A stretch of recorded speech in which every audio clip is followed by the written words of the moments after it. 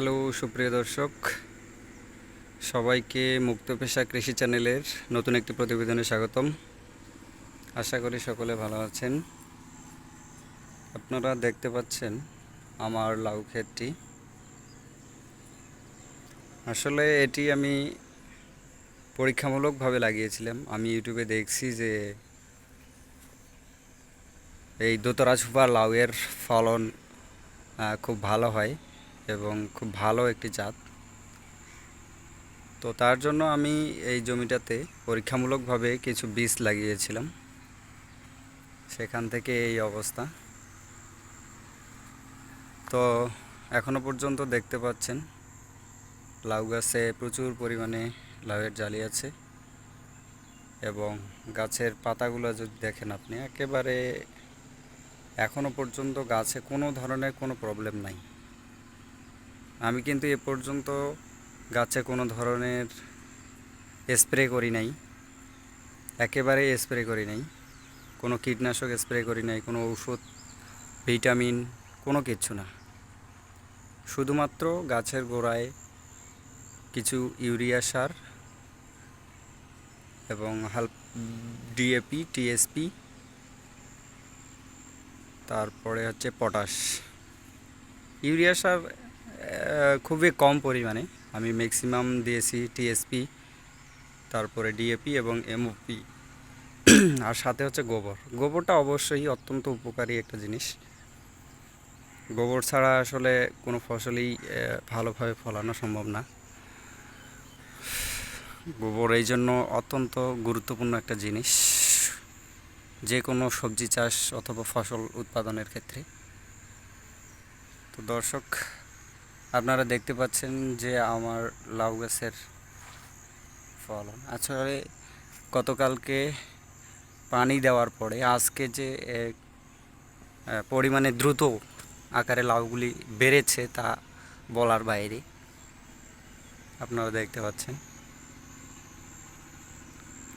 আসলে কিছুক্ষণ আগে আমি এই যে নতুন করে এই খুঁটিটা কিন্তু ছিল না, এই খুঁটিটা দিয়েছি আজকে, কারণ লাউয়ের ভারে একেবারে মাচাটা অনেক নিচে ঝুলে পড়েছিল। তো আমি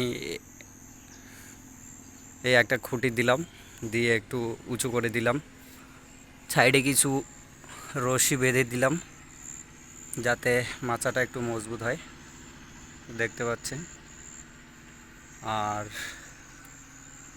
কি বলবো, গাছে দেখুন আমি একটা দুটা মিষ্টি কুমড়ার ডাল উপরে তুলে দিয়েছিলাম। এই যে এখানে একটু খুব সুন্দর মিষ্টি কুমড়া এসেছে, আরও কিছু জালি এসেছে মিষ্টি কুমড়ার, সেটা হয়ে গেছে। মিষ্টি কুমড়ার ফলনও খারাপ না, খুব ভালো। এই গাছটিতে আছে লাউ ধরে আছে। তুলনামূলকভাবে এপাশের গাছগুলাতে লাউয়ের ফলন অনেকটা কম এখনও। গাছগুলা একটু দেরিতে আসছে, এইদিকে দেরিতে বড় হয়েছে, কিন্তু এই দিকের ফলনটা একেবারে অসাধারণ, আপনারা দেখতে পাচ্ছেন।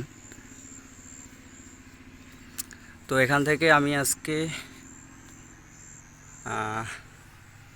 এই দুটা লাউ বড় হয়ে গেছে, এই লাউ দুটা আমি আজকে কাটবো আমাদের খাওয়ার জন্য।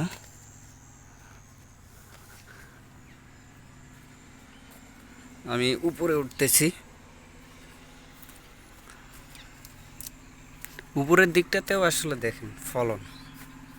প্রথমে ভাবছিলাম যে এগুলাকে আমি কেটে দিব, এগুলো একবারে মাচার বাইরে চলে এসেছিল ডালগুলা, কিন্তু এখান থেকেও যে লাউগুলা এত সুন্দর বড় হবে আসলে আমি সত্যিই এটা কল্পনার বাইরে, যে এত সুন্দর ফলন হয়েছে।